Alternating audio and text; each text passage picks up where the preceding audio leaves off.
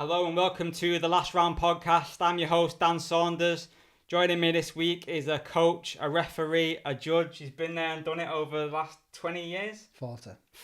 Last 40 years. It's Darren Phillips. Thank you for coming on. I know we've been talking about this for a long time. Yeah. So before we actually get into Muay Thai, I have to ask you about training Scott Quigg. Right. How did that come about? Like, I believe that he did start in Muay Thai originally. Well, he started with me Muay Thai when I was about 12 years old. So he originally did Muay Thai because he wanted to be strong, because he's a very, very good footballer. So he just wanted to be fitter and stronger for playing football. But as he was training with me, he went off for some trials with Blackburn Rovers, I think, and a couple of other teams. And it's mad what they do. They're like measuring him and everything else like that and saying, right, you're going to be too small as a forward. Really? So they measured him at 12 and said, you're never going to go to be a height big enough to be a forward in the UK. Obviously, Michael Owen was a bit of a freak, I'm going to guess. So he just went, I'm not playing football then. So then he said he wanted to go into boxing, but he didn't really want to go into amateur boxing. So he carried on doing Thai boxing. And then he did go into amateur boxing. But it was only because basically he'd been in the papers a few times for Thai boxing. And Mick Jolly, who ran Bury ABA, seen him running one day, pulled up at the side of him and said, come on, do some amateur boxing. So he won the ABAs, I think. Yeah. No, I'm not sure if he did. I think he won the junior ABAs because he didn't box amateur above 18. Won an international tournament. I think he only had 11 amateur fights and he turned pro. And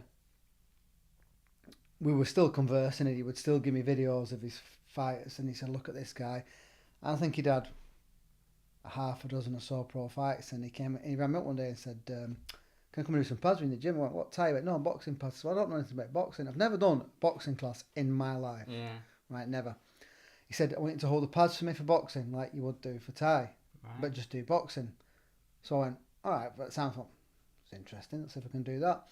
So we did that, and then he said to me, do you fancy coming along and helping out at the pro gym? I said, well, I don't know anything about pro boxing. He said, no, and he said, you'd be surprised what you can and can't do. He said, we've got about 4 or 5 coaches in the gym. He said, but none of them are really good holding pads. And the guy who ran Moston College at the time was a guy called Brian Hughes. He said, he's a brilliant coach, he said, but he can't hold pads anymore. He said, and Pat's really good at holding pads, but Pat can't come into the gym at the moment. Pat Barrett. Yeah. So I said, why can't Pat come into the gym anymore at the moment? He goes, he said, someone's looking to shoot him and they know he's in the gym every morning, so can you come down and hold pads? I went, so you want me to come to this place where someone's waiting to shoot Pat? But I went into the gym, I said, I'll come in and I'll have a watch. And I went in and actually I was watching some lads training. Actually, it was Lyndon Arthur, who's a pretty decent pro. And he was fighting the amateur at the time and I was just watching him and thinking, right, you know what, it's about where you put your feet, it's about your balance and everything else like that. So I thought, I might give this a go.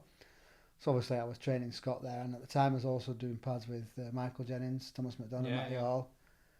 That was all good. And I went to America with Scott. I thought one of the craziest situations in my life is I went to the wild card. So Freddie Roach at the time wasn't there, he was away with a fighter, but Pepe Roach, his brother, works in the wild card, and Pepe is apparently just as good as Freddie, but almost nowhere near as famous. Yeah. So we were going around a few different gyms in LA. And I gets up one morning, what we're doing today. He says, we're going to go to the wildcard and you're going to hold pads for me. I'm like, what? Hang on a minute. Pressure's on. Yeah. He goes, no, don't worry about it. So we went up to the wildcard and then we're doing pads. And there's like, at that time, there was only the upstairs gym, because it's downstairs now where the top pros train.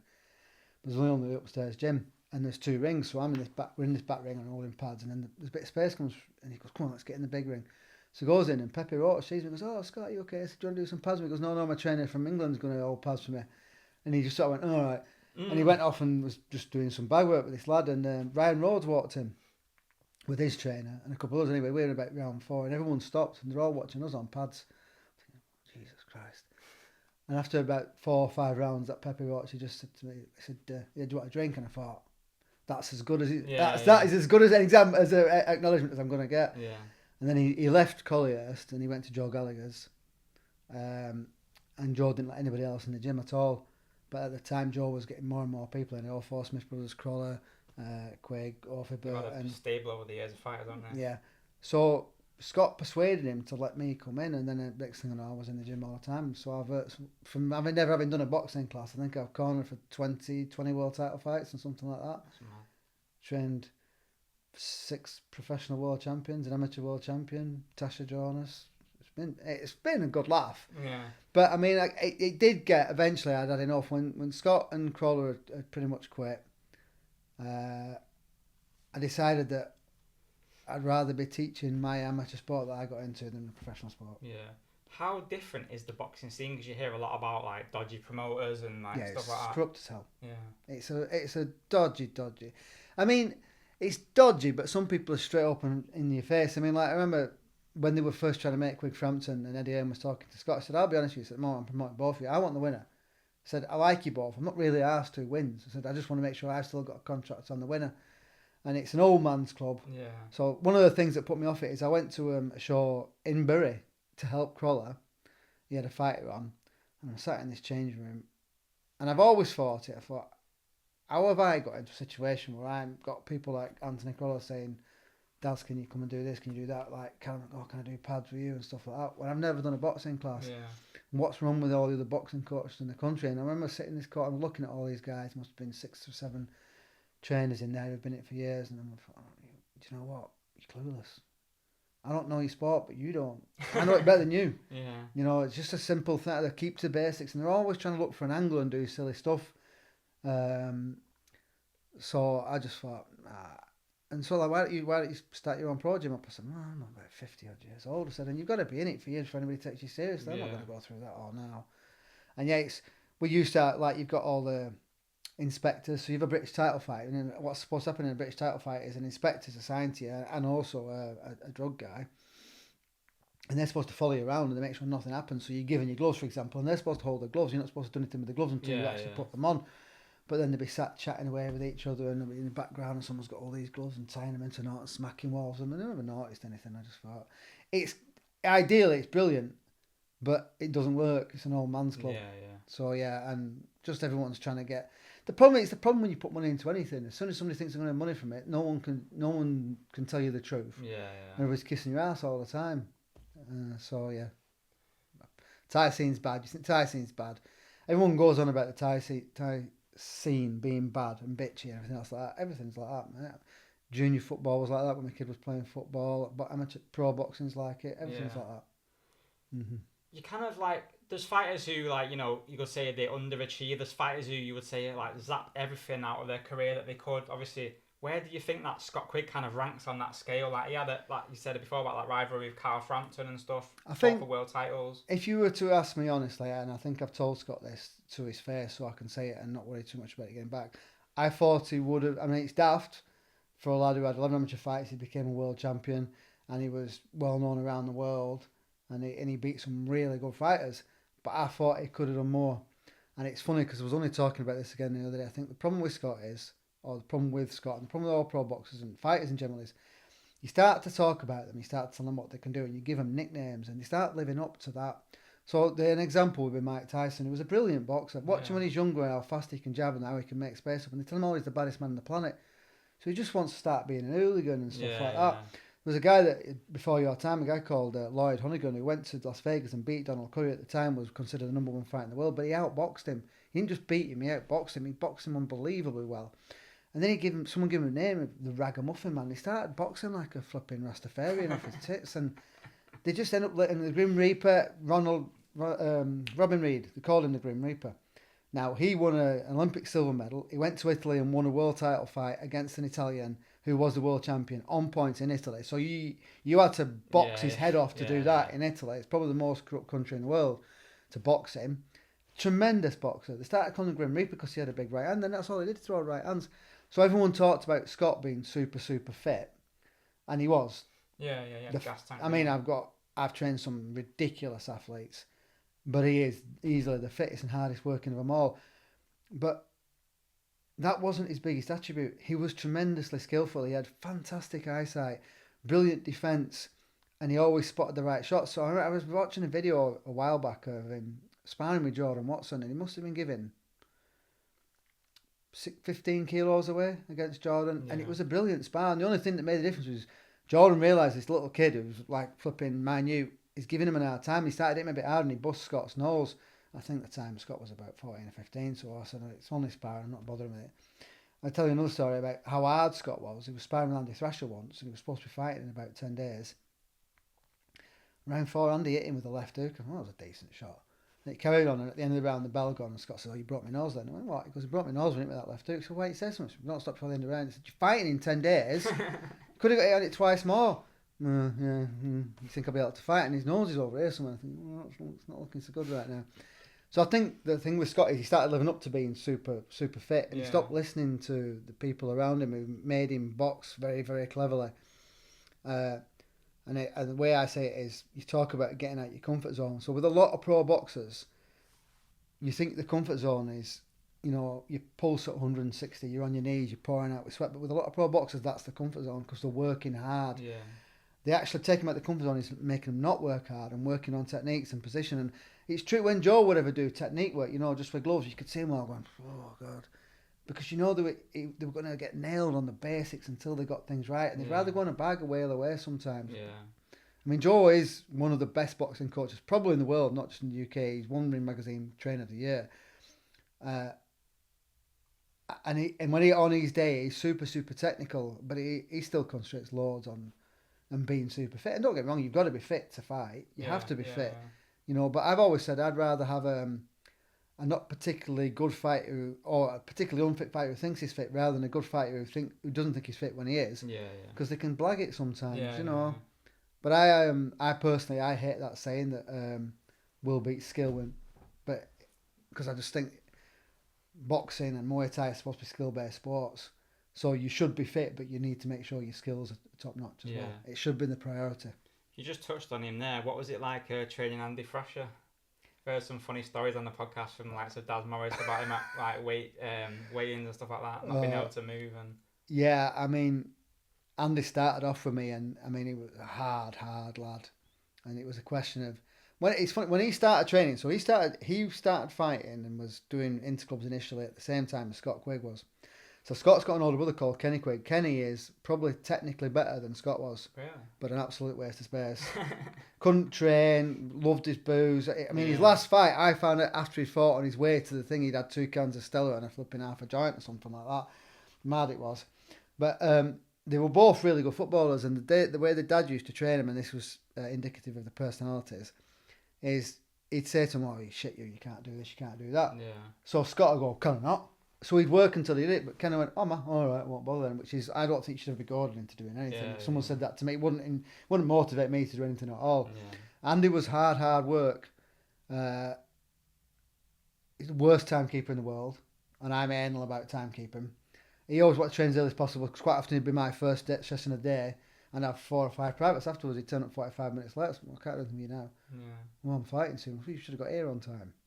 He used to say to me, "Oh, I wasn't born with a clock on me." And I said, "Unfortunately, Andy, it's the 21st century and everybody else runs to time." And yeah, some mad stories about him not making weight. I mean, I can't commit some to any kind of recording whatsoever, the worst ones. I might tell you afterwards. But I mean, he was a brilliant fighter. I mean, he knocked loads of people out, but Andy had fantastic timing and distancing and knew when to hit you. So he hit very hard, but he always hit you in the right spot at the right time as well. I mean, Andy's probably the only UK fighter I've ever been able to think about. He's knocked someone out with, you talk about Muay Thai being the science of 8 limbs. I've counted it out. He's knocked somebody out with all 8 shots. Yeah. Left hand, right hand, elbows, knees from both sides. And probably, for me, at the time, I'm not sure now, but at the time, obviously Haggerty winning one championship was different now, but at the time he won a Toyota tournament in Thailand, and in the final he knocked out the then current Lumpini champion. So for me at the time, that was the biggest win by a UK fighter in Thailand. I was going to ask you what his most memorable win is. I imagine it would be that, yeah. I mean, I wasn't there. It was funny. I watched it, and because I know him so well, he was losing the fight. He was losing on points, and I'm thinking, Andy, you just need to go for it. And I was sat in my office. I can see it now. I can see my screen. I can see exactly what happened. And you see his body shape change. I thought, oh, he's realised, and he just clouts this flipping Thai with a left hook and knocks him clean out. Well, he didn't actually. He dropped him, and then he just jumped on him. Another fight of Andy's was he was defending his British title against a guy from County Durham, Paul Hamilton's gym, and he got cut here on the back of his head at the end of the second round, and it was a bad cut. It was because it's always going to bleed here. And John Blackley's referee at the time came over and looked at it. And he goes, "Oh, it's a bad cut." I said, "John, it's on the back of his head. He's defending his British title." He goes, "It's really bad." I said, "It's not going in his eyes." And he's going, "Oh, I should have the doctor." I said, "No, don't bring the doctor over." I said, "Give me a round. just give me a round and then let's see what's happening. He said, you know the rules, you actually have to give me till the end of the round. You can't call it now. Yeah. If I can stop this in the next 2 minutes, you're going to have to call, you're going to stop it on a cut, stopped.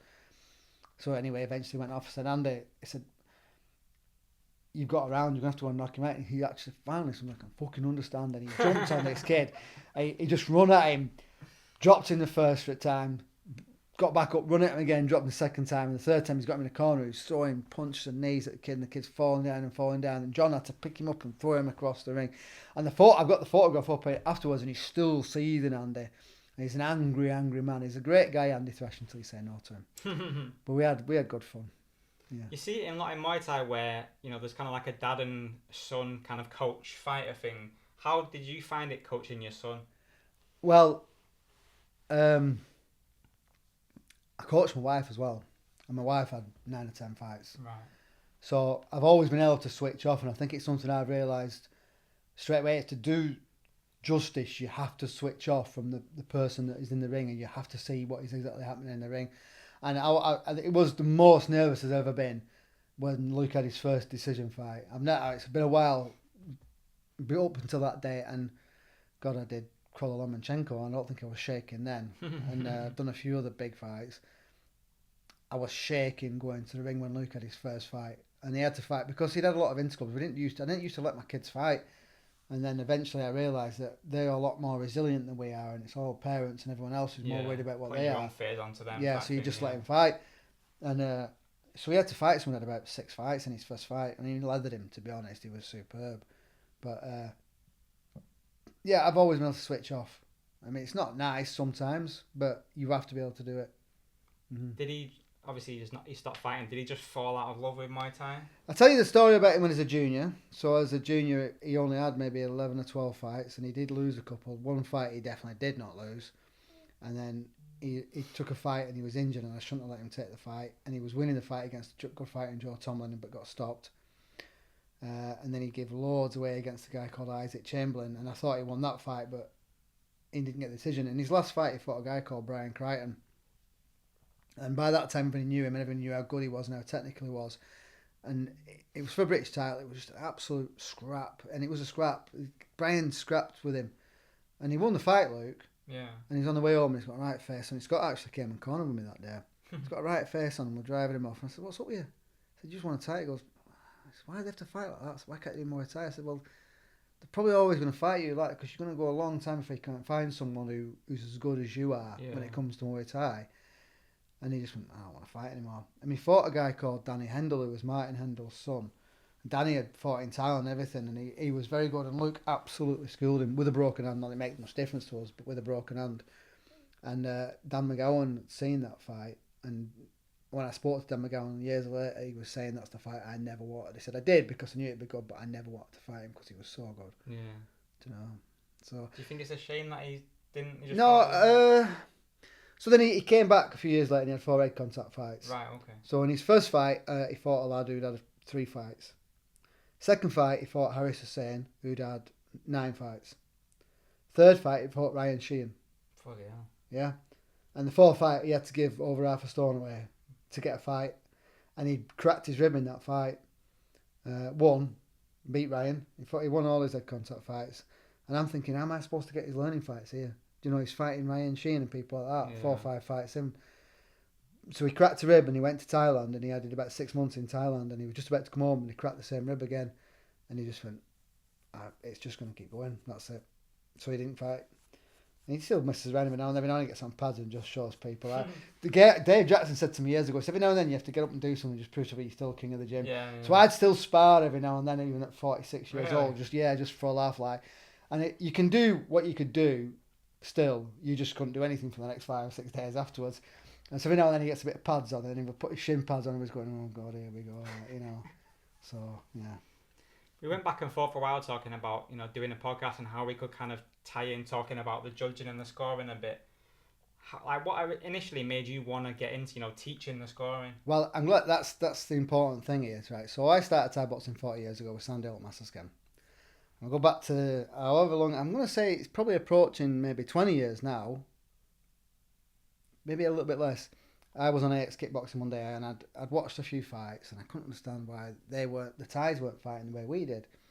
So I put a post on AX, and I said, why do Thais fight the way they do? Why do they do this? Why do they do that? And a few people who I respected gave me some response back. But then Tony Myers sent me an article that he put together on scoring Muay Thai. So I read this article, and it made a lot of sense to me. And then because I've got really good receptive memory, so I can play back a fight in my head practically almost blow for blow. So I'd seen a few situations where Thais had come over and they hadn't got decisions. And for me at the time, I thought, well, they've not even tried. They've done like 3 body kicks all the way through the fight and thrown the guy on the floor once. Yeah. And then when I played those fights back in my mind of playing what I just read, I thought, yeah, do you know what? They did win the fight, given the Thai scoring criteria. Right. So, which made me think, right, I want to look into it more. So for me, I was only learning from my personal perspective, but I've also got a big mouth. So then I started going, you know what, you're all doing it wrong. Everyone's doing it wrong. Yeah. You know, if you're going to do Muay Thai, you have to, and we can touch on this subject a little bit later because we're going on history now. If you're going to do Muay Thai, you have to do it how the Thais are. It's their sport. You've got to do it this way around. So you've got to score it that way around, and there's a big argument. It's not Muay Thai unless it's an elbows. We can touch on that again if we get time. But your basics have to be still your basics, and you've got to learn to score correctly. So I'm saying to everybody, you're doing it wrong. And also I said, what's everyone's doing? He says, you're not interpreting the rules. The referees aren't doing it right. The referees aren't interpreting the rules, not enforcing the rules correctly. And then someone said, well, if you know it, so well, you do it. I'm like, well, bloody will then. Yeah. And then I'm refereeing every show in the country. I remember the first time I refereed, Liam Harrison sat ringside. He goes, have you done this before? No, it's my first time. Oh. So I started then, and then that's what put me off 3-round fights as well, because I realised the importance of 5 rounds to actually apply the correct scoring criteria to it. Yeah. So then I was going around, get rid of 3-round fights. Everyone has to fight 5 fights, 5 rounds now on, and blah, blah, blah, blah.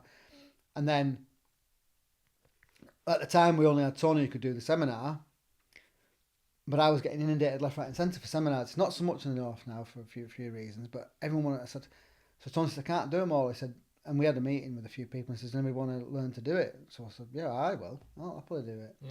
And Sean Boland wanted to do it. So we did some groundwork. I'd actually gone to Tony's house and sat with him through about 8 or 9 fights once, just to get used to like scoring, and basically been assessed then.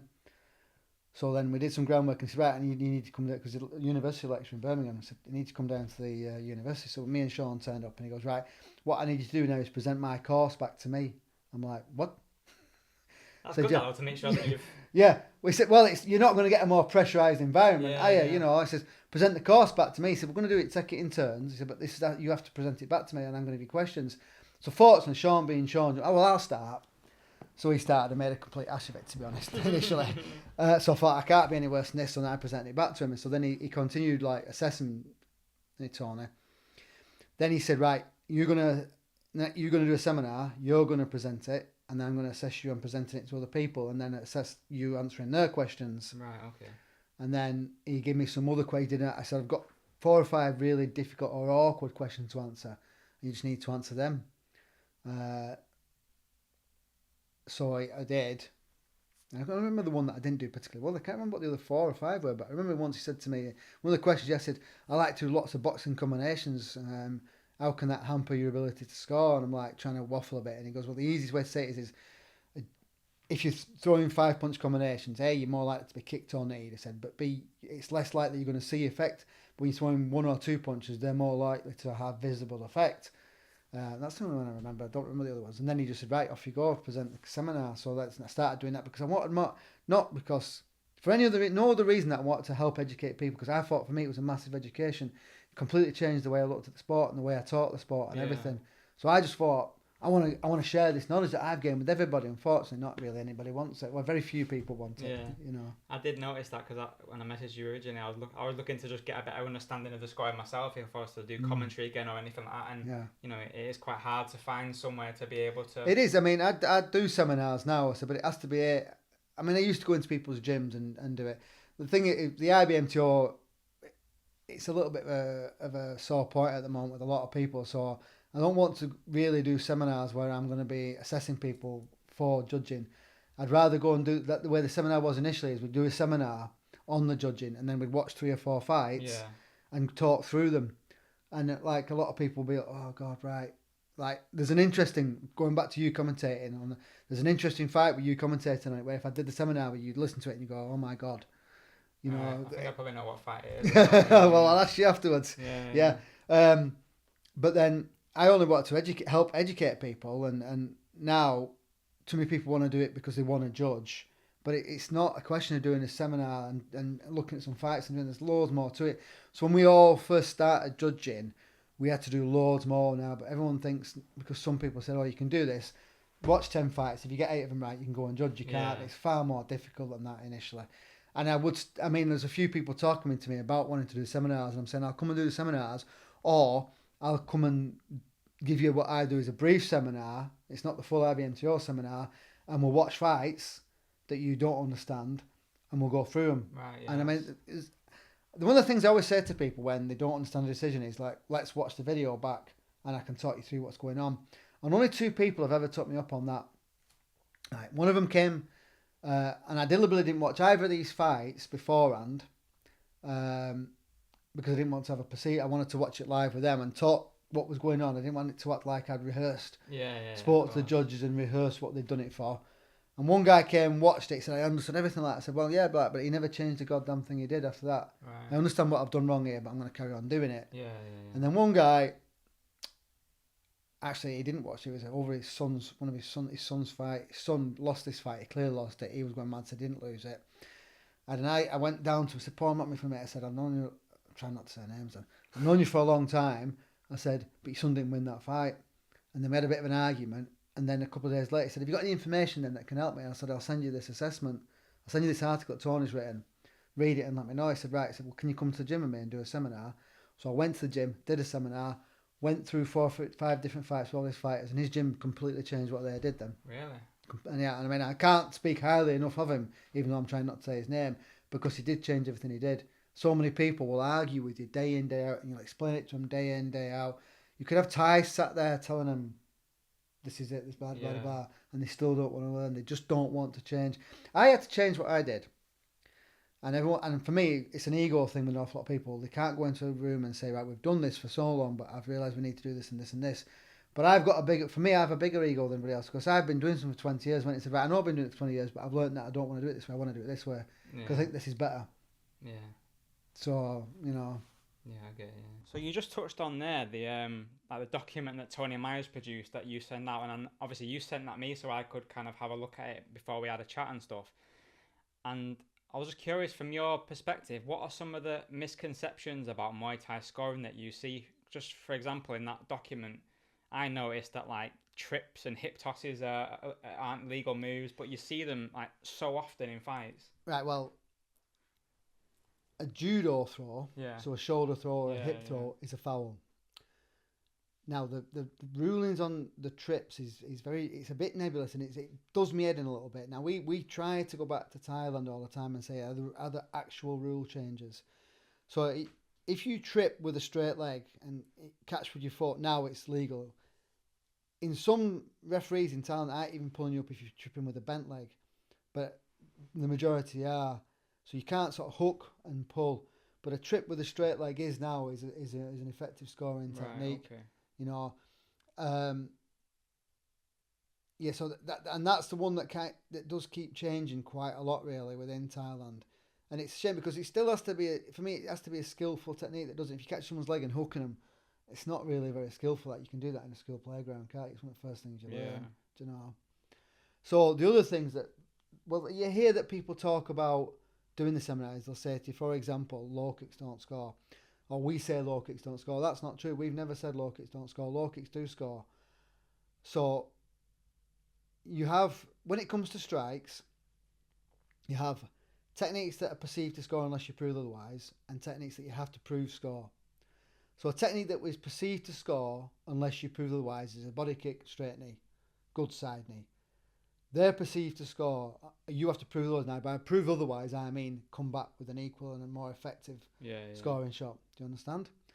Put techniques that have to score, or have to show effect to score, punches, elbows, and low kicks. Now, how you judge an effect on something is actually really important, and it's what people get confused about and lose context of. So you've got ways of judging an effect of any scoring shot to start off, any shot to start off with. So obvious visible pain. So someone shows pain. Visible loss of position. So this is an important thing. And I can demonstrate it from kicking point of view and from the punching point of view. Visible loss of position, inability to counter, and as the fight goes on, an inability to continue to fight can be a result of an effect that's something that happened earlier on during the course of time. Yeah. So if a low kick hits you and it visibly moves you or it hurts your leg, it scores. Right, okay. And the interesting thing about low kicks in particular is you might be kicking living daylights at some of his legs in round 1 and 2, and the guy might be replying with body kicks in rounds 1 and 2. So you think the body kicker is effectively head because the body kicker is deemed to score. The body kicker is deemed to score than a low kick.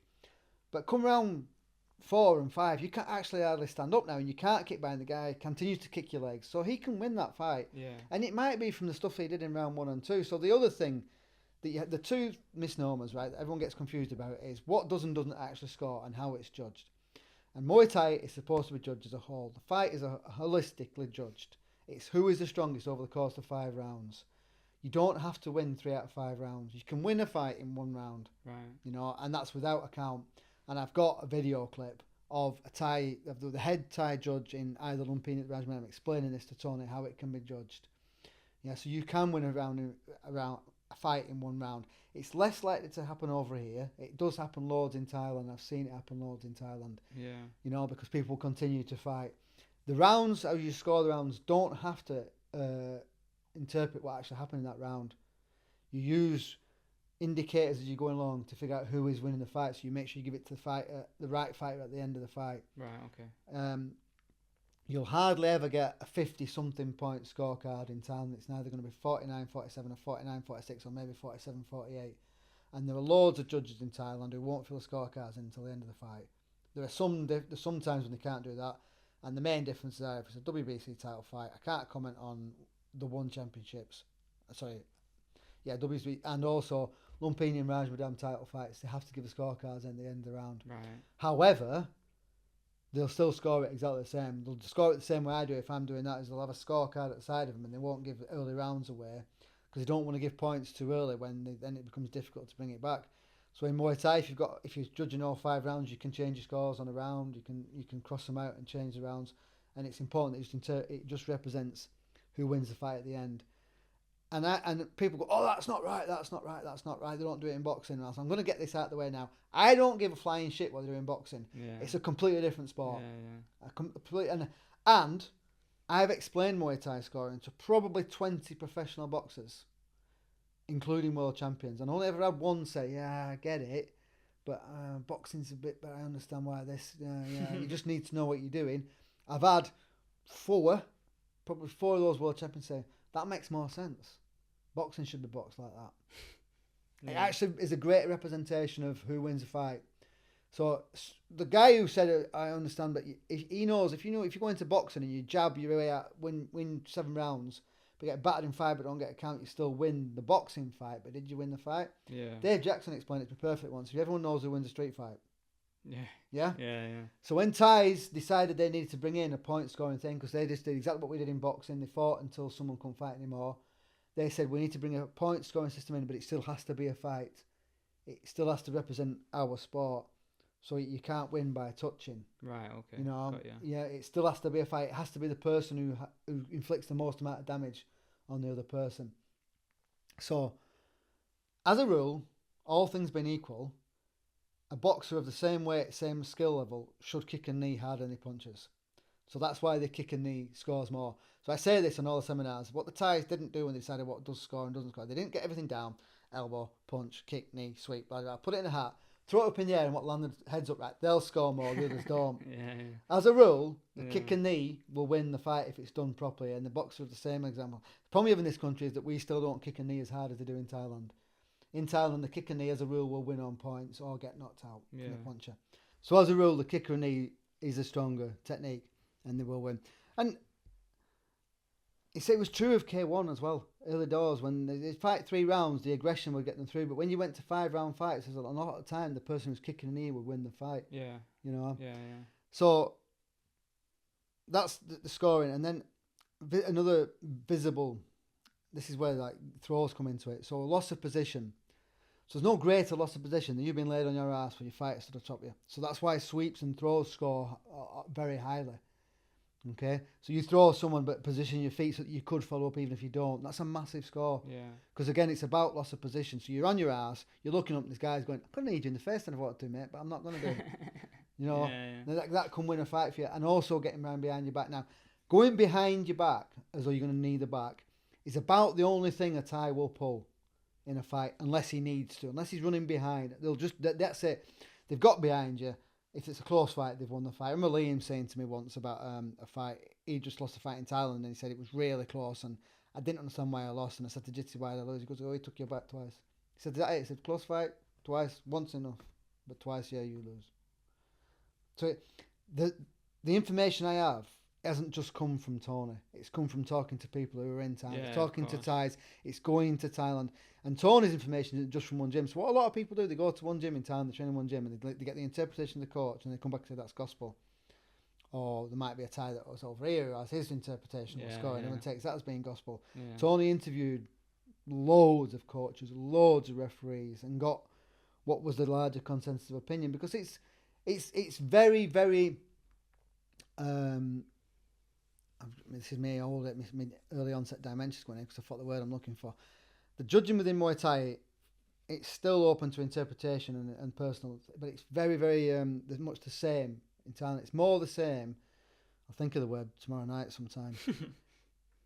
It's more the same in Thai boxing than it is in just about any other sport where there's a personal input of decision making going, rather than that's a goal or whatever. And again, Tony's done a seminar research into that to prove that in Muay Thai judging is the highest, like similar kind of scores than any other sport going when it's applied correctly. Another one of the arguments that people have is that Muay Thai is judged the way it is for gamblers. So who cares? Doesn't matter.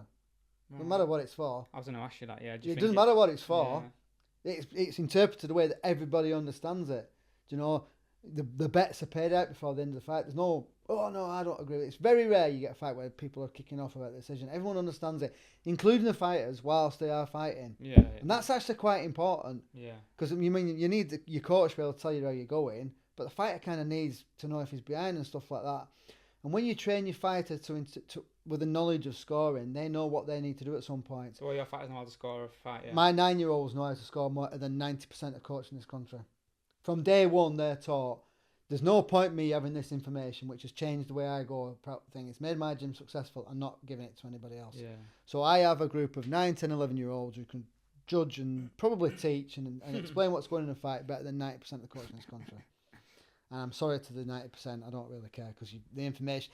I had a conversation with someone the other day, and I've had this conversation with quite a few people. I said, why is no one changing? I was at an interclub the other day, and I was gobsmacked with how poor the standard was from a lot of people. Really? Yeah, I was quite shocked, to be honest. And the information is there for absolutely everybody. I mean, I had to go and look for it harder than everybody else would have to do now when I learnt it.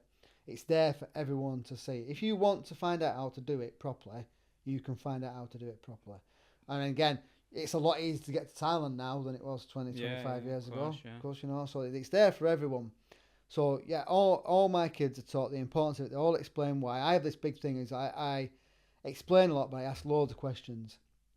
Even to my kids, why do you do this? Why do you do that? Because I think if you ask someone a question, they have to think about it rather than you tell them, do that, do that.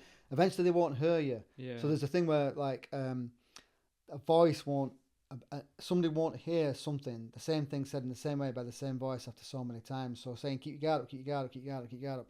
After 20 times, they don't even hear you. It doesn't register anymore. That's when you have to think a different way. So I ask questions. Why do you need to keep your guard up? And I never ask that, but I just hit people in the face. Like, why is it important to start from a balanced position? When you kick, why is it important to come back into a balanced position? And all my kids can corner as well. So what I'll do at the end of a sparring session, sometimes I'll put 2 kids in and I'll have 2 kids cornering. And I'll make them 2 corner for the other 2. That's and really then good, that, yeah. And then I'll ask all the others, right, what's he doing wrong? What can he do to make life easier for him? So they all understand the sport. I think, how could you hope to progress in a sport you don't understand? Yeah. That's a message that anyone watching this needs to get across. If you want to do it properly, how can you hope to progress in a sport that you don't understand? You can't score. You don't know the rules of. Yeah. Yeah. Can I ask you about some like common misconceptions in like scoring? So say in a fight you see it a lot. Someone trips or sweeps someone, but they fall over with them. Is that still a score? It's not as high a score as if they didn't. Right. And but it doesn't get completely nullified. It's not always completely nullified. And again, you've got to have a good judge, because it could be that the other fighter's pulled him down, so it's still not as high a score. But where it'll be nullified is if you couldn't have probably tripped that person if you hadn't fallen on top of him. So it's actually a foul to deliberately fall on top of somebody. Right. So if you couldn't have got that guy down without falling on top of him, it's not really a very good score at all. It's not the same as, they say, sweeping someone in the clinch, turning around. You know what, mate? Yeah. You know, that's a massive score. Right. That can win a fight by itself. Yeah. But when you're sweeping someone and falling on top of them because you couldn't really do it without falling on top of them, it's nowhere near as good a score as if you'd stayed on your feet. Right. And I guess the other one that I'd be interested in is, people think that body kicking is the be all and end all. If you body kick, you win a fight, regardless of how your balance is. Like, people win fights off body kicking as they're moving off and stuff like that. You can body kick with power and move off, but you shouldn't be falling backwards. So really, a body kick that hits and the person falls back and has zero effect, it's not a particularly high score. But then this is where the knowledge of the sport comes in, and I hope people understand this. If someone hits you with a body kick and it's weak and it's not really hurt you, and you don't counter, you're a dickhead. It's one thing getting hit with a body kick, then fucking hell, I don't want another one of them. Yeah. But if that guy's hit you with a body kick and that scores, unless I prove it didn't, then it's your fault, really. Yeah, I get you. Yeah. And that's something I get across to people. If you block, okay. You don't block, you must counter. So it's not like, this is the important thing, is that exchanges are massively important. So how does a judge effect? Yeah. Visible signs of pain is obvious. Loss of position is obvious.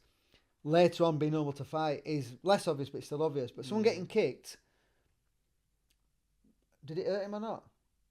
Someone gets an half kick, goes like whack. No, it didn't. Straight back, yeah. Yeah, someone gets kicked, doesn't do anything, goes off for a walk. I don't know. Yeah. One of the examples of boxing is a fight, Dayton Jackson versus Andy Brocklebank, right? And they hated that result, and lots of people didn't get the result. But it was 100% the correct result. It wasn't a great fight in any stretch of the imagination. It was and Brocklebank was hitting Dayton with like 3-4 punch combinations, hard punches, and Dayton's head's going like bum bum bum. And Dayton's replying with a jab, and Brocklebank would step back and bring his feet together. Right. So unless you make someone lose position from a punch or stagger him and jump on him, it's unlikely to score. Doesn't matter how much his head rocks back. Doesn't matter if you've got long hair and the hair's going up and down with girls. I've seen someone say, "What's the biggest sign? Look at all that hair going everywhere." That's just fucking long hair, mate. That's not sign of effect. Yeah. Sorry, I'm going to apologise now for swearing. But if you get hit with a jab and then step backwards, why? Did that jab bother you? Well, why didn't you counter back with a greater scoring shot? Yeah. Same thing, I've had the conversation once with front kicks. Someone was doing something and then get hit with a front kick. Didn't move him, then he stepped backwards. Well, it moved you then. I don't know that it didn't hurt you, but you've moved off for a rest. So as far as I'm concerned, I don't think it did hurt you, but you kind of give me indication it has hurt you. Yeah, I get you. So when you get to understand it, I can see it go in your head now. You're putting things together in your head now. That makes sense. That makes sense. When you understand the sport, it's dead easy to teach. Yeah. It's actually easier to teach than I used to teach. I used to make it really complicated. It's not. It's really easy to teach. Say, for example, like, you might see a lot of clash of styles where you've got like a primarily kind of body kicker against like a more, wants to come like bam, bam, not keep trying, take your head off. Say like a guy is moving off body kick in the exchange, then the puncher come forward, bam, bam. And the guy who kicked has moved off. If he's moving off under control and balance, he's still ahead. Right. If he's being moved by the punchers, that's when you have to interpret the difference. Yeah. And he might being moved by the punch doesn't mean moving because they're hurting him. He's still kicking. If he's just moving away from the punch and running away, you shouldn't let a fighter run backwards anyway. But then that's different. And that's one of those fights where you've got someone punching really strong at the start of the fight and someone body kicking, where you don't really want to make a decision too early because you need to see what's going to happen as the fight goes on. Yeah. But again, you need to be a Mike Zambidas kind of guy to continue to walk through body kicks all the time, proper body kicks, and continue to punch hard. Yeah. By the end of a 5-round fight, the reality should be blatantly obvious to everybody. And again, I remember one fight when we were trying to educate someone. There was one fight in Leeds where the guy was kicking all the time, but this Irish guy just kept coming forward and was landing punches. And by the end of the fight, the guy could hardly kick and the guy was still landing punches. And it went to the boxer, but it's pretty rare. it's kind of the exception that proves the rule in that situation. Yeah. Do you know? One of the hardest fights, not necessarily to judge, but to actually score, was one of the USN years ago. And there was a guy from Hakudo fighting a guy from, I think it was either Gaz McAllister's or it was Fortitudo. I can't quite remember. First round was like that. Second round, the guy from Hakudo dropped the guy for a punch and the referee counted 8. Third round, he dropped him again, the referee counted 8. And I was judging it, thinking, I'm not quite sure if that was an 8 count then or not. I think it was more off balance. Rounds 4 and 5, the guy just marched forward and kneed this guy to absolute death. Absolutely leathered him. But never dropped him. Right. So I'm thinking, well, this guy's he's 4 points behind. And so how do I fill the scorecard in? Because he's definitely won that fight. So I changed round 3 from 10-8 to 10-9 and give round 4 and round 5 10-8 rounds. Even though there's not been a score, you can do that. Yeah. So long as it ends up with the correct interpretation. So the guy who was kneeing in the last 2 rounds and the guy couldn't do anything because that done in, won the fight. Right. But it was just sitting there thinking, I know who's won this fight, but how do I fill this scorecard in? And Tony Myers actually refereed and he stood over me. I'm fucking off, Tony, because you're putting him under pressure. I know you know what I'm supposed to do it, but I can't think of it while you're stood there. Yeah. You know? Yeah. That's just, I just, in my head, I'll just twig what fight you were talking about before on the Super Showdown that I was commentating on. Go on. It was Mike Eslick versus Gareth Mitchell, wasn't it? No, it's not even that. Right. Do you know that one isn't, I hesitate to use the word bad, right? That's not great, but it's not bad. But there's the first fight on that show is a lad from Legality, and he's fighting a guy from, I can't remember the gym. Is that an Irish guy that he fought? It might have been an Irish guy. It was the I know first which fight guy on the you show. mean. Yeah. And the Irish guy was quite strong. He was landing some good right hands and everything else like that. But the guy from Legality basically juggled this lad all over the place. Was throwing him consistently. You didn't pick up on any of the sweeps until about the end of the fight. Right at the end of the fight, you just saw he's been thrown all over the place. Not sure who's got this, and it was one of the easiest decisions you'd ever have to give in your life. If you watched it back now, after this conversation we've had, you'd be sat there going, that's blatantly obvious. Right, okay. Yeah.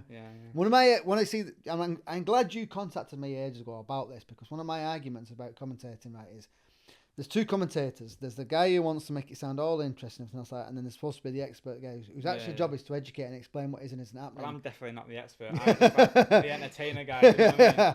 Well, you might be the expert by the time we had a few more conversations, right? So, but they don't bring in the expert often enough. And I remember, like, on the Josh Hill, Jack Maguire fight, and in fact, on one of Mike Eslick and Matty Holloman, Rob Cox was there. Right, okay. And I hit that. That is one of the, and I've said it to his face, that's one of the worst examples of commentating ever, right? And I love Vinny Together, and I've known him for 30 odd years, but I've told him to his face over and over and over again, he's not great when he commentates on somebody he knows. Yeah, yeah, you've got to be careful what you say, because he might watch this, but I've told him to his face, it's not due. And hopefully we've moved on from that. And when you watch that commentator, it's terrible. Mike wins that fight so easily, it's unbelievable. You know, I mean, one judge gave him 50-47 and 2 judges gave him 49-47, and everyone was talking like it was a really close fight going into the last round. It wasn't at all. Yeah. Not one little bit. Yeah. And they brought Rob in, I think, in round 3, and he actually said, I think Mike's clearly winning this fight, and they never brought him back in again. So this is the expert who's not allowed to tell everybody what is actually happening.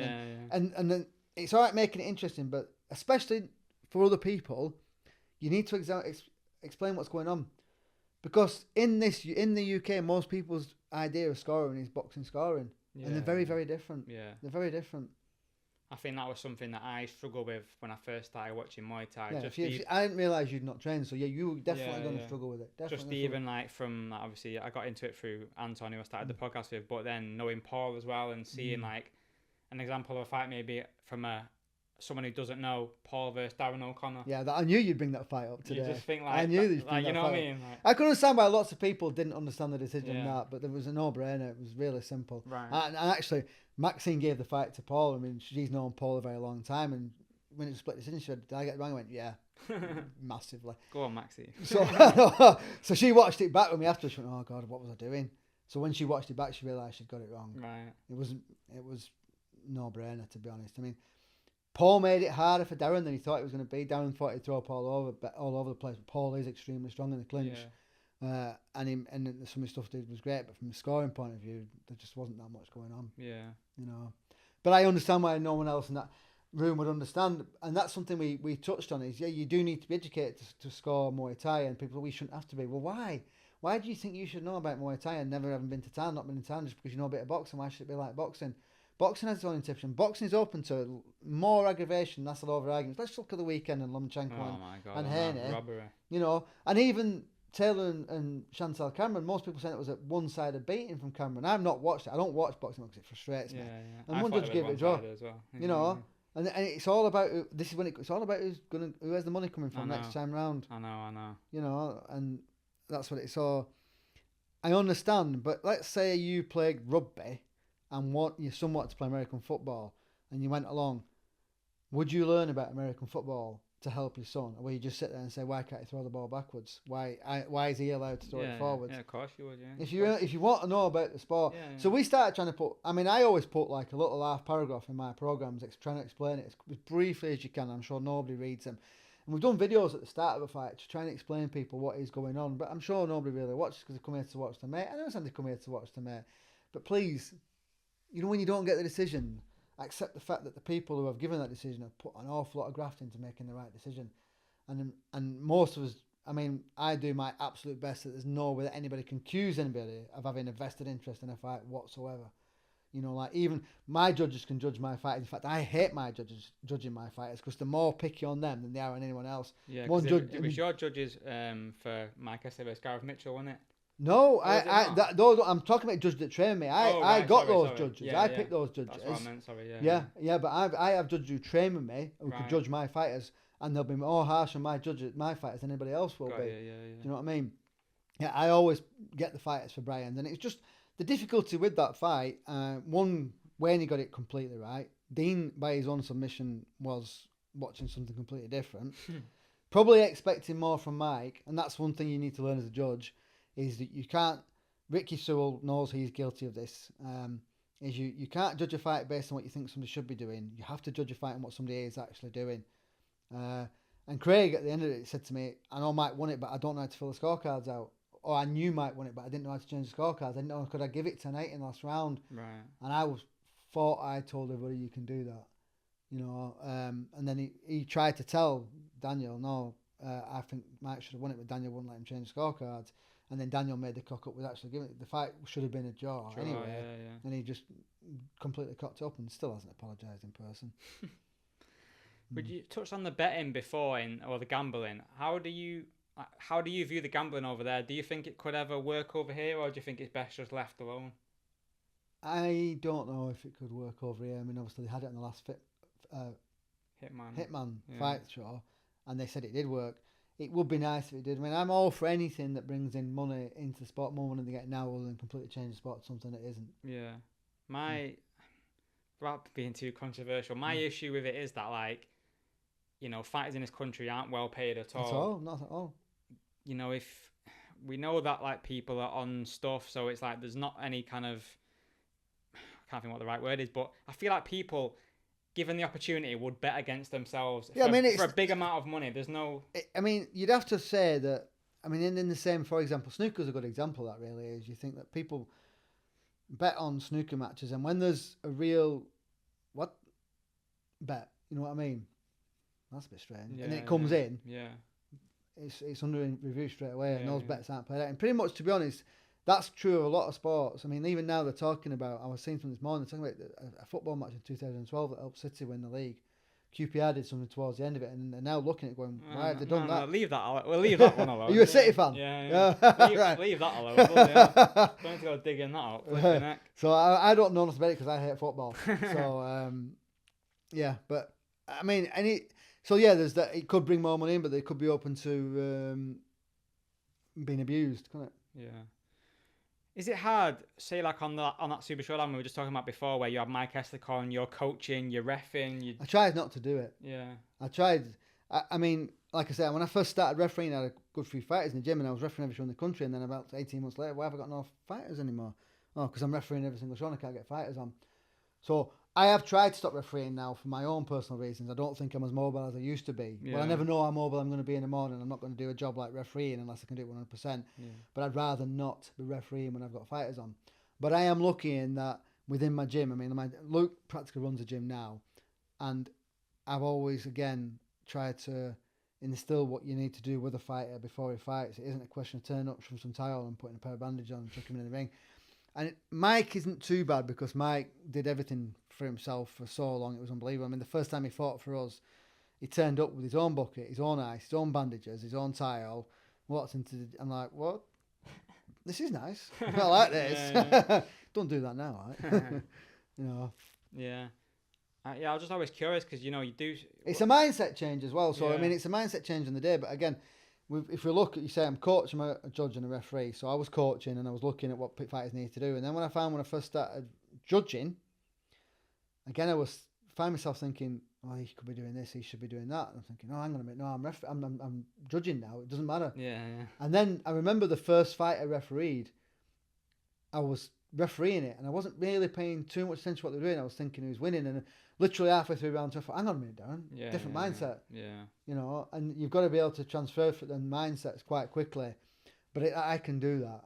I'm not many people can. What are you like in the corner? Are you like scoring the fight in your head? Are you like quite a calm guy in the corner? Are you like... I don't think there's any point in knowing what I do if I'm not scoring the fight as I'm going ahead. Yeah. I know pretty much where I am. You know, like... Would you be relaying that as well to your fighter? Yeah. I mean, I'd tell him if he needs... I'm not one of those who thinks he's 3 rounds up, but I want him to go and kill him in round 4. If I say he's 3 rounds up, you're 3 rounds up, you're winning this. You need to protect your lead. You don't need to take silly chances. Right. You know? Again, people like to see people go out hell for leather and kill each other. My mate, I'm not being funny, right? What they get paid for A-class worth it. I don't care. I'll produce 20 boring fighters who win fights and don't get hurt. And more importantly, don't overhurt their opponent. Until you start paying me decent money, you can slag me off all I want. Yeah. I remember Adam Aslan versus Luke Hill. And both Adam and Mike have beat him. And they both cut him. And I remember saying to Adam after round 4, I said, right, don't throw any more elbows now. I said, you've won this fight. He's a school teacher. He's got to go to school tomorrow. Yeah. You know, I don't want any more damage on him. You're well miles ahead. There's no need for it. Now, could I do that if I didn't know how to score? No, yeah. You know, my biggest attribute is in the corner is that I see absolutely everything that people need to do, and I'm normally pretty good at scoring. And the only time I kick off a decision is when, as a rule, I did make a mistake the other day, and it's probably the only mistake where I thought we've won a fight and didn't. I'll tell you about it in a minute. But as a rule, if I don't agree with the decision, I think we've lost. And then I go over and I say, how the hell did we win that fight? I'd rather lose a fight every day. If I've not won it, I don't want to win it. Yeah. And I don't. If fighters don't listen to me and still win, I'd rather they didn't, because how am I supposed to get them to do what I want them to do if they still win when they're not doing what I tell them to do? Yeah. I'd rather lose. I actually have very little interest in winning and losing. My only interest is that perform correctly as best as they can do. Then you start, when you lose that and actually know what you're doing, you start to win fights. I'm not really interested in winning or losing. I don't really care until it becomes important. I was gutted for Mike with the Gareth Williams fight because he'd 100% won that fight. You know, and even a draw would have been a poor decision. And it's that stupid WBC scenario. I don't even think it'd have been an issue if it had been just scored correctly over 5 rounds. Nothing anyone will ever say to me will make me believe that scoring every round in a Muay Thai fight individually is the best way to go about it. Yeah. I'll quit. I will quit teaching completely if that becomes a norm. If we go back to 3-round fights, that's it. I'll call it a day. I was going to ask you about the 3-round format. Are you not a fan of it at all? Not one little bit. Not one bit. I fought like mad to stop everyone from doing it. Right? It's a step backwards as far as I'm concerned. Yeah. You know, is it more interesting? Is it more exciting? It's like, maybe for a neutral, but not so. You know what I mean? Like, maybe for a neutral, but again, how many real neutrals do you get coming to shows? Yeah. You know, you'll get friends of people coming to watch them fight, but then they're more. I mean, they're not interested in what they do. They're only interested in the fan winning. I mean, someone said to me, I said to somebody who I thought was a very skillful fighter, but not for me. I'm not saying but changed his style a little bit. And I said, why have you done that? He said, oh, my mates come to watch me do this. They don't want me to do that. And I said, no, your mates come to watch you win, mate. Yeah, 100%. Yeah. You know, go back to being good at what you do. You know. In terms of reffing, who are some of your favourite fighters that you've reffed over the years? From a point of view of skill, yeah, not to personally referee, because I don't think I like refereeing anybody. Yeah. I tell you, it's actually easier to referee A-class fighters than it is to referee NNC class fighters. And I was talking about it to a friend last night who trains with me, and he was saying like, when you referee, you need to keep a triangle. So you're supposed to be equidistant between both fighters, so you can get in quickly. And it's easy to do that with A-class fighters because they kind of know where they're going to go. So you kind of know where they're going. But N and C-class fighters, they ain't got a clue where they're going. So you stand no chance at all. If they don't know where you're going, I've been kicked and kneed and had spinning kicks in the back of my head so many times. And I've only been hit once in an A-class fight. But the fighters I like to watch, not even as a referee, because it doesn't, I think as a coach, I don't think it makes a blind bit of a difference as a referee, unless you're talking about who doesn't foul. I did like watching Dean James. I thought it was tremendously technical, really, really good. I remember watching Liam Harrison when I remember two of Liam's fights against a Japanese guy at Leeds Town Hall, where he literally threw this lad around like a Japanese guy, like an empty packet of crisps. I remember Sandy Holt was sat at the side of me. He actually said to me, "It's a different sport now." And I said, "That's what you've got to accept. Completely different sport." I remember Liam fighting in Ireland. I actually refereed that fight, and it was against an Italian guy. And at the time, Liam made this guy look like an absolute mug, and I thought, where have they got this Italian guy from? But he actually won an 8-man down in Birmingham a few months later, and he knocked everybody out in the. So he was actually a really good fighter. But Liam had hold of this lad's arms in round 3 or 4 after he beat him all over the place, and he's literally, have you seen what I'm doing to him? Look, to his corner, he's talking to his corner. Have you seen what I'm doing to him? Have you seen what I'm doing to him? Watch this, and he just threw him through the air, and I thought, wow, that's ridiculous. That absolutely ridiculous. Yeah. So, I mean, I used to like watching Andy House, but I just think that he was a very technical fighter who got involved in warring when he didn't need to. Even Liam said that to me personally. He said he just can't watch him at some points. The stupidity he does. Yeah. You know. Am I mistaken? For some reason, I thought you might have. Did you ref Saenchai versus Pinker? No. Ref Saenchai versus Liam. Right, that's my second one. Yeah. No, I don't know. I think Tony Myers might have done that. Right. I think Tony Myers might have done that. What was it like reffing Saenchai? Just, it seems to be a lot of people's favourite ever Thai fight. Again, I'm totally switched off to who's in the minimum when I'm refereeing. You have to be. Yeah. So I can tell you the things about refereeing Thais, which were absolutely mental, because I've refereed Saenchai, Pakon, Rungravi. I've matched quite a few Thais, and the mad thing about them is they are so physically strong. It's unbelievable. So I remember trying to separate Pakon and Greg Wotton. Pakon was about a stone lighter than Greg Wotton, so I went between him and I pushed Greg back like that, and I tried to, and I can move anybody. I just couldn't move him at all. It's just wow. And I remember the first time Dean James fought Rungravi in Ireland, and Rung won that fight, and Dean won the rematch. But they'd gone down in a clinch, and I managed to get between them, and I touched Rung's shin, and I went like, what? I thought I touched a concrete pole. It was unbelievable. I mean, like, that's not a human bone in there. Just like years and years and years of conditioning. Yeah, absolutely. But Saenchai, he's actually quite an easy guy to referee, to be honest. And I'll tell you about that fight. This is one of these things, again, that comes back down to making me think I know what I'm doing. So I refereed Saenchai and Liam, and Saenchai got cut in that fight. It was a really easy fight to referee, to be honest, because there was no messing around, and neither one of them really wanted to clinch in the fight. So they just get hold and they both turn around and look at me, and like Saenchai were going, like, and Liam were going, so you just break them because they're not going to fight, so there's no point. Yeah. And after that fight, Rob Cox came up to me with Saenchai. I said, he wants to speak to you. Oh God, he goes. He said, so Rob translated, he says, English referee is very good. He said, like Thailand. He said, he's worried about the cut. He said, you're very, very good. And that same day, Takon, who was a promoter who brought Saenchai over, came up to me and a few of the other judges, and he went, English referee, English judge, very, very good. Like Thailand. You know, we wonder when we come abroad, but like Thailand, very, very good. And he actually came up to us when he was in Ireland, and he came up to me and he said, oh, you ref, you bring judges? I went, yeah. Oh, good. And he come up to us afterwards, he said, I see your judges, they see something, I think, and they make note. Yeah, very good, like Thailand. But after that show, the second fight with Saenchai and Liam, that was on a Saturday night, and I was refereeing a fight on a Sunday. Right. And there was a gym from somewhere, didn't get the decision, they were calling us all the names on me from the sun, fucking corrupt, this, that, you don't know what you're doing. I'm just thinking. So I've got John Smith from Huddersfield telling me I don't know what I'm doing, and I've got Saenchai and Takun telling me we're really good. I don't think I really need to worry too much. Yeah. You just touched on Liam Harrison there, and I wanted to ask you about like the potential matchup that people are talking about on Instagram that could happen like maybe next year, because Haggerty just beaten Ongo, which was an unbelievable win, and then obviously Liam's like calling him out on Instagram and stuff, saying, oh yeah, let's make a fight next year. What do you make of like that potential matchup? Depends which Liam turns up. I mean, I'm going to say probably something that's going to get recorded, and I hope he doesn't hit me for it. But everyone's going to say it is, can Liam go through a fight camp, fight again, and go through another fight camp? Yeah. He's put so many miles on his body. In the way that he fights and who he's fought, you know, I mean, he's still quality at what he does.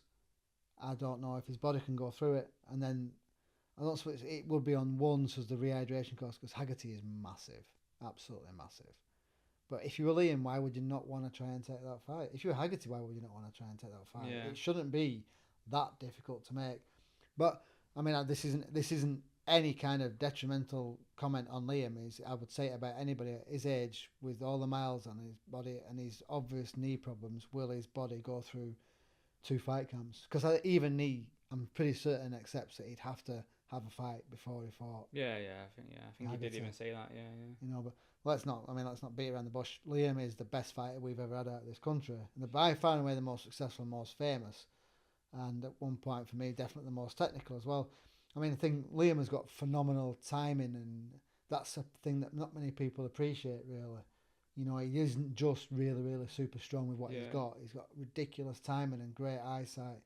He's got fantastic skills. His clinching is unbelievable. He just doesn't want to do it anymore because his mates don't like it. So, just going back to one championship quickly, I know you said you don't like the 3-round format. What do you make of Muay Thai in MMA gloves? Because it just seemed like those gloves... Different sport. It's just an equaliser. You could be a complete it's a different sport. I mean, Daz Morris said this to me years ago because he started doing it in Ireland, and he said it's a completely different sport. It's not something I would be interested in unless they were paying my fighters... big money. Well, they'd have to start at 5 figures before I'd even look at it. Yeah. You know, it's a completely different sport. And people think I hate boxing, but they forget I've actually done quite all right in boxing. I can teach people how to punch. Yeah. Do you know? So it wouldn't bother me if the money... I mean, the thing is, the money would have to be there. If you sit back as an half-intelligent person, look at any combat sport and the potential for danger is there, you just think, why would you be involved in or anything like this? But then there's a potential for danger in absolutely everything you do, and it's a person's choice. So do we get paid enough to fight A-class in this country? Absolutely 100% not. Are people going to do it? Yes. Yeah. They don't want me to train them. If you're going to put the effort in, then I'll train you to be as good as you possibly can so you don't get hurt. And also, like I touched on before, not hurt somebody who you're fighting if you don't need to. Yeah. But if you're not going to put the effort in, don't bother talking to me, because I am not training you if you're not. This is brutal. I've seen both sides of Thai boxing and boxing, and I'm not the guys who are fighting for world championships. They work hard, but most of them are full-time professionals. But I've seen full-time professionals fighting for British title fights who I'd be embarrassed to put in a Thai boxing ring with the amount of effort they put in. Really? Do you know? That's what winds me up when it comes to money as well. Do you know? I've seen guys coasting through and fighting, coasting through runs, coasting through training sessions, and never afraid to get tired. And you just think, wow. I'm not one who believes you have to die in every training session, but you have to be tired. I don't believe in hard sparring, but you need to get hurt. You have to, and I don't believe in protecting someone's win record. I think you should lose as early as possible. Yeah. I need to know how you're going to react to it. You know, I need to know how you're going to be when you get hurt. I need to know what you're going to do when you get tired.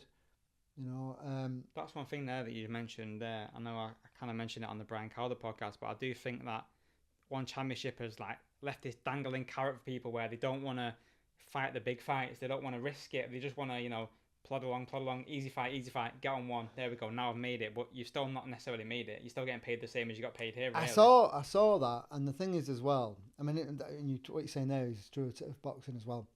And I'll come on that. But I'm not sure how many fighters out there who are one championship caliber or worthy is not the words I'm looking for. It might be interesting to watch. I'm not sure how many.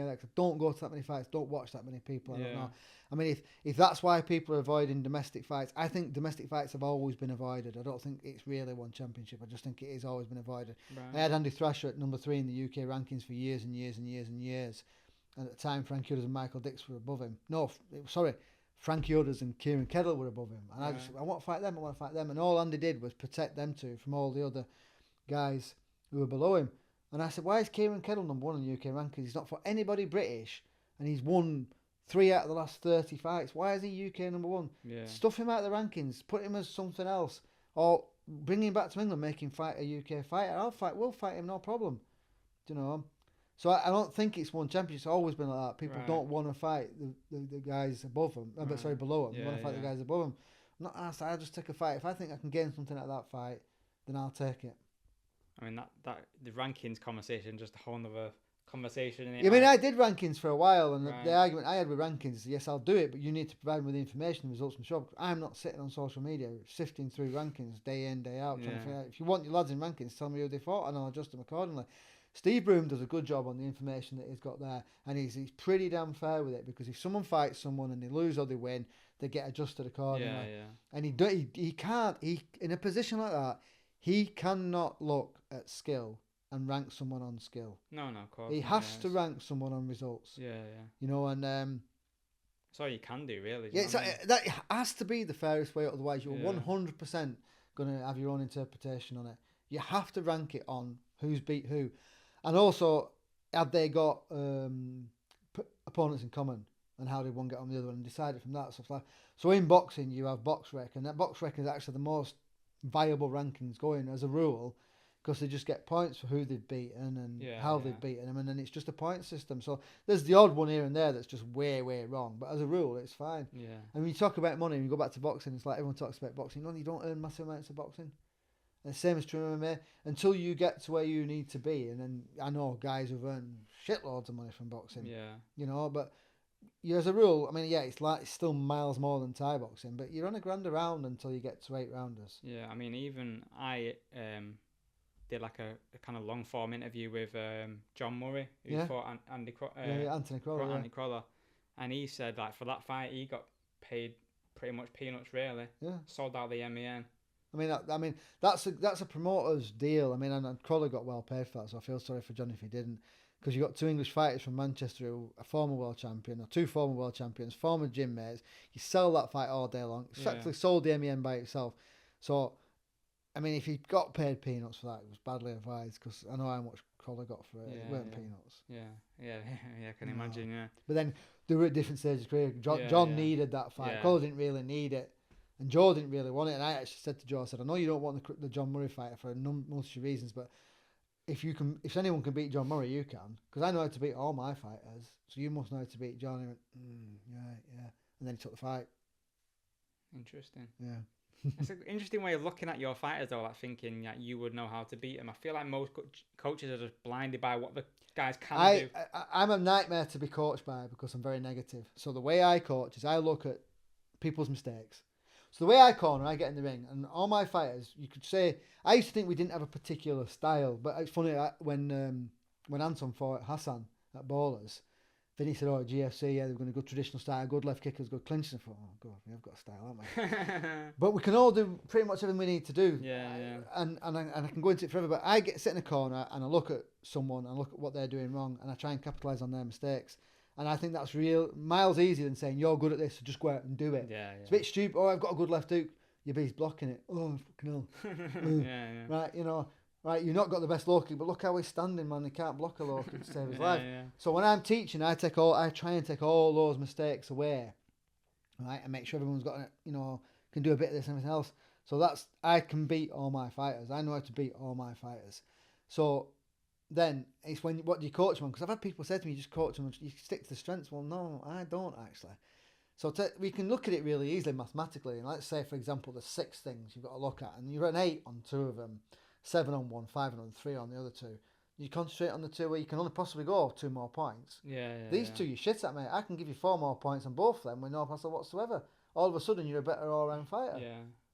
And it is a big. I mean, I don't think that many people teach the way I do. I think most people concentrate on someone's strengths. Yeah, I agree. Yeah. And there's an argument in Thailand, and I had this conversation with Rob, because someone said to me that they try and change what does and doesn't score based on how the gambling's going, but that's not true. What will happen is they can gamble on a way a fight will end. So someone is a good right body kicker, but it's not working. He starts doing something else. The gamblers will complain. Right. That's when it goes wrong. It should just be on the decision or points or knockout, who and how, not necessarily on specific technique. Although somebody has told me that's not true. That isn't actually true. They don't base on specific techniques. So it might just be what is and isn't changing.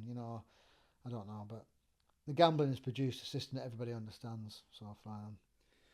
What's your day-to-day life like now in terms of like you don't have as many fighters as you know, as many active fighters as you used to, like, you know. I've actually got more at the moment. Oh, really? Yeah, so we've got a lot of people coming through. I've got 20 active fighters in the gym. Right, okay. Yeah. When I say 20 active, we've got 20 training to fight. But I've always been more about junior fighters than I have adult fighters anyway. I much prefer to teach kids, and I love teaching kids. What do you make of the head guards on kids, by the way, quickly? Head guards should be banned. Yeah. Absolutely. There's no, like... There is no medical evidence anywhere that suggests that proves head guards are effective in stopping concussive injuries. I'll say that definitively now, and anyone disagrees with me, you send me the medical evidence, and I'll give you £1,000. You send me it. It isn't there. I've read the paper, the British Boxing Under Control paper, that they said to a doctor, right, do you think boxing is potential damage to people's brains?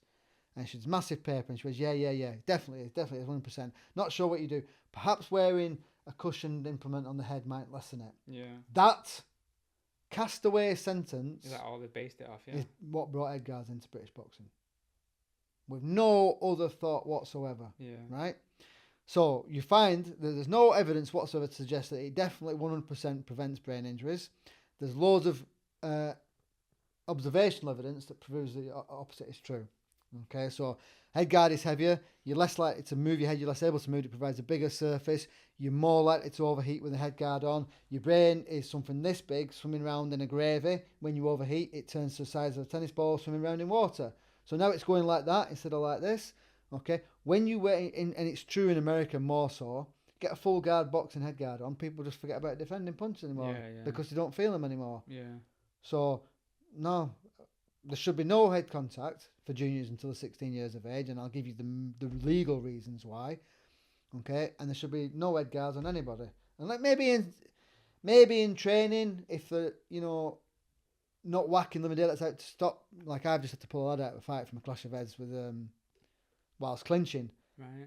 But looking where the cut is, it would have to have been a very good head guard to have still not been a cut. And the problem you've got with everyone wanting head guard for kids in this country is we've now got this accepted rule set that you don't really fight head contact until you're 16 UK Muay Thai. So here's the black and white of it, right? Every fight in this country is illegal. Right. Every fight. Street fight, somebody punches somebody on a football pitch, unlicensed collar, white collar boxing, professional boxing, Muay Thai, every fight in this country is illegal. Right. No one knows that, right? There were 2 test cases brought from professional boxing in the early 20th century, 1900s, right? And the judge ruled that both the people who participated in those boxing fights, okay, were sound-minded adults. So they knew the risks going in. Yeah. And they made the decision to go ahead with it. So he ruled that there couldn't be a payout on it, which is why you get away with it in professional boxing. You can be held accountable for it. Yeah. So if you break the rules in professional boxing fight and hurt someone, you are definitely in shit street. Yeah. Okay? Yeah. Throughout the European Union and the UK, until you're not an adult to 18, so technically, I mean, you could argue you shouldn't be fighting at all until you're 18. But technically, you're not an adult until you're 18. So you can't sign a waiver to something. You're not legally deemed to understand the risks of something. So someone can't say you knew what you were doing when you were going in because they're not legally deemed to actually understand the risks of what they're doing until they're 18. And the parent can't give them permission to do it because it's illegal. So parent can't give you permission to drive a car at 15, pissed out your face. Yeah. So he can't give you permission to actually participate in a legal fight. But we have an accepted set of rules that have been devised over the years, and we've come across that these are actually the best way to do it. So that's what they should be. You know what I mean? We still run a risk, and it's worse for the referee as well. We still run a risk that someone could get sued if something happens in one of these fights. Yeah. But a judge should look at it and say, this is the accepted rule set. But a judge is going to say, 2 12-year-olds are fighting head contact. When my son fought Danny Endel, Channel 4 were contacting us and they wanted to film it. And they wanted me to video it. They wanted to video the fight and they wanted it to be under full-time rules. And that's when alarm bells started ringing. And what they were actually making a series of documentaries of parents who push kids into sport that are really dangerous. Jeez. So I backed away from it. Yeah. So they did one on horse riding, they did one on motor car riding, and they did one on something else. Right. And they did one on Thai boxing, but it had none of my kids in it. Trying to frame you like you pushed him into it. That's it. Because I never asked Luke to fight. I never asked him to do Thai boxing, just did it. That's mad. And finally, I wanted to ask you, like, what was it like being involved with like the Rumble at the Reeboks days? Like, I'm presuming the pyro and stuff wasn't your idea. No. So the situation with the Rumble Reebok is Daz Morris rang me up and said, right, I'm thinking of doing a show. I'm going to put 15 A-class fights on it. I said, you mad? He goes, well, then I said, well, come and have a chat. So we had a chat, and I told him everything that he hadn't thought about, you know, and what it was going to cost and what he had to do, and he blew his head off. He thought, oh, I'll get 30 fighters and that was the end of it, and I put some fireworks on. So that's how I ended up working with Daz on it. And the duo and trio that was me, Daz and Phil did work well together for a while. And yeah, it was buzzing to be involved in shows like that. You know, I mean, I brought Joe Gallagher and Anthony Crolla onto the USN show, and Crolla was there at the start, and he was like, "Oh shit, wow." And Gallagher walked up and he sat down. He missed the start, and halfway through it, he goes, "I'll be honest, I wasn't expecting this. I really didn't expect this at all. This is off the charts." Like everyone said, Daz didn't rewrite the rules or raise the bar. He just reinvented the bar. Yeah.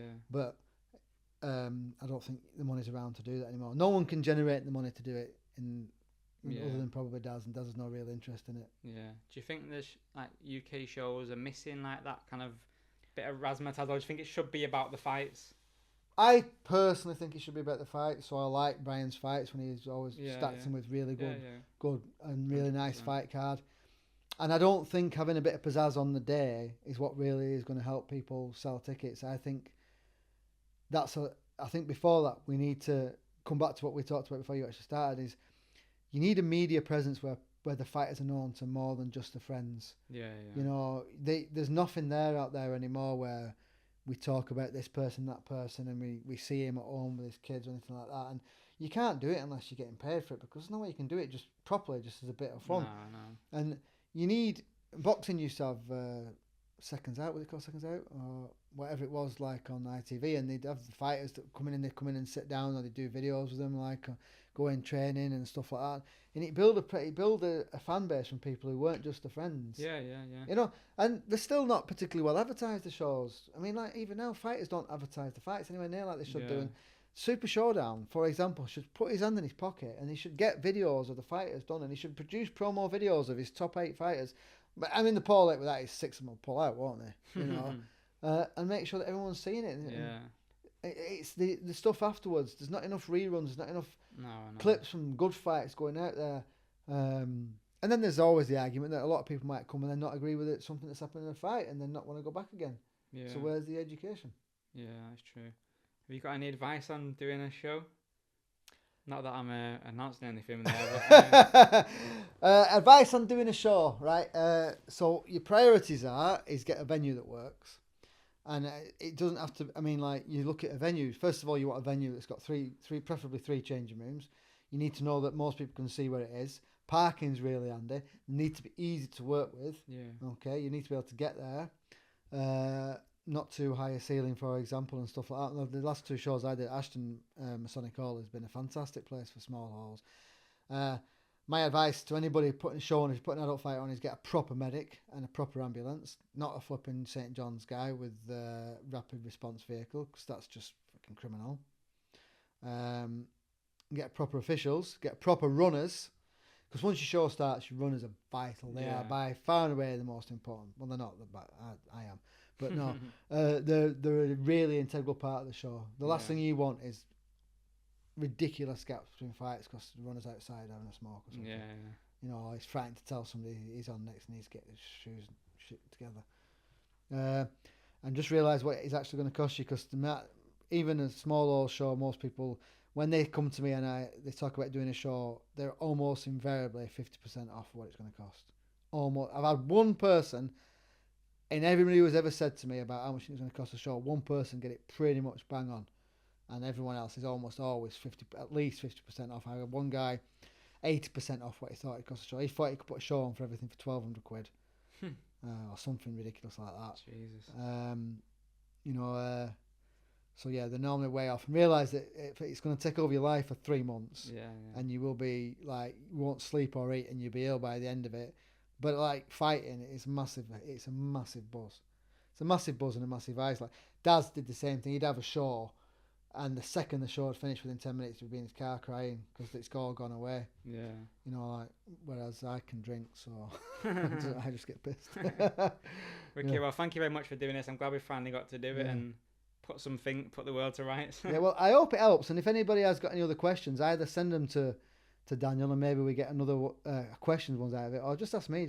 I mean, I'm easy to find on social media, and I'll try to reply whatever I can do.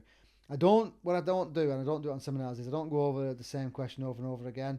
I answer a question, but I've had it in a seminar once where someone just had a bee in the bonnet about one particular fight, and they kept asking me the same question. I said, look, I've answered this question, so if you're going to keep asking this question, you may as well go home, because you ruin it for the other 15 people who are actually interested in learning. Yeah. You know, but I want to give this information I have to scoring to as many people as possible. I will never turn around to someone and say, no, I'm not telling you. Never. Yeah.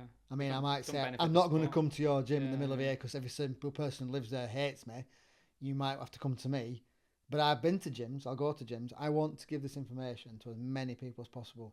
And I mean, like, one of the best ones is Anthony Barker. What's Anthony? Ellie Barker. Yeah. She was at a gym. They came to a judging seminar, like with a preconceived idea of what it was going to be like, and then the next time she thought completely different. I went up to Daz. You just changed everything. He went, it's so much easier, and makes so much sense, and it actually makes sense. It isn't. You know, in round 3, you've got to throw 3 left kicks, or you've lost the fight. It really makes sense. It's dead easy to understand. The biggest conception is Thai boxing scoring is complicated. There are elements of it that are complicated because we're not used to it, but it's actually really simple. Yeah. Thank you again, and thank you everyone for watching. See you again soon.